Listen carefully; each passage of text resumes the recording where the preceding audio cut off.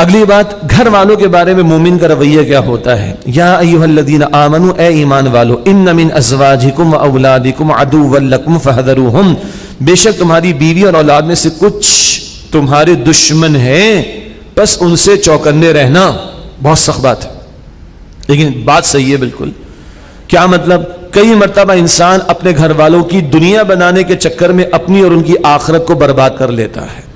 ان کی جائز ناجائز ہر بات کو پورا کرنے کے چکر میں اللہ سے غافل ہو جاتا ہے، اللہ کے احکامات سے غافل ہو جاتا ہے. یہ ہے دشمنی. سب نہیں، کچھ تمہاری بیویوں اور اولاد میں سے کچھ تمہارے دشمن ہیں، چوکنا رہنا. اچھا، اللہ کے کلام کا توازن دیکھیں، اللہ کے کلام کا توازن دیکھیں. سخت لفظ ہے دشمن. اللہ نے 3 الفاظ اس کے پیرلل عطا کیے ہیں. یعنی اس کا مطلب ہے کہ ڈنڈا لے کے نہیں کھڑے ہو جانا گھر میں، تھانے دار والا رویہ نہ ہو، نرمی سختی کا امتزاج رکھنا ہے. اللہ کے کلام کا توازن سنیے. 3 باتیں، وَإِن تَعْفُوا، اور اگر تم معاف کر دو، اور وَتَصْفَحُوا، اور درگزر کر دو، وَتَغْفِرُوا، اور بخش دو، فَإِنَّ اللَّهَ غَفُورٌ رَحِيمٌ، تو بے شک اللہ بھی بہت بخشنے والا، نہایت رحم فرمانے والا ہے. چوکنے رہنا ہے لیکن تھانے دار نہیں بننا، مار دھاڑ پر نہ اتر آنا. معاف کرنا، درگزر کرنا اور بخش دینا. کیوں؟ بے شک اللہ تعالیٰ بھی بہت بخشنے والا، نہایت رحم فرمانے والا ہے. تم بھی تو سوچو، میں اور آپ سوچیں، دن میں کتنی مرتبہ اللہ کی خلاف ورزی کرتے، نافرمانی کرتے.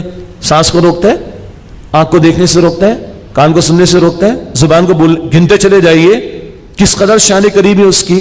تو فوراً نہیں پکڑتا، بار بار نہیں پکڑتا، کبھی کبھی تنبیہ کرتا ہے وہ. جی تمہارا معاملہ بھی چوکنا رہنے والی بات. اس میں ایک اصول یہ ہے، اپنے لیے عزیمت، دوسرے کے لیے رخصت. ہاں میں نے تو غلط کام نہیں کرنا ہے، لیکن گھر میں اگر کوئی اونچ نیچ ہو رہی ہے تو نگاہ رکھنی.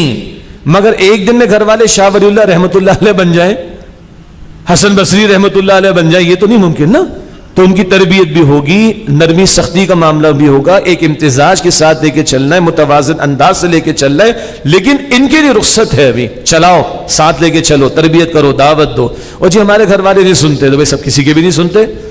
تم تھانے دار بنو گے تو کوئی نہیں سنے گا بھائی. اور ایک دن میں سارے کے سارے سن لیں، جبکہ 40 سال ان کو بگڑنے میں لگے، اور تمہارا بھی ماضی ان کے سامنے ہے بھائی. ہے نا، مشکل بات ہے نا. اپنے لیے طے کر لو کہ میں نے غلط کاموں میں نہیں پڑنا، میں نے نافرمانی کے کاموں میں نہیں پڑنا. ڈائی ہارڈ اپنے لیے، اور ان کے لیے ابھی رخصت کا معاملہ اور نرمی سختی کے امتزاج کے ساتھ اس کو لے کر چلنے کی کوشش کرنا.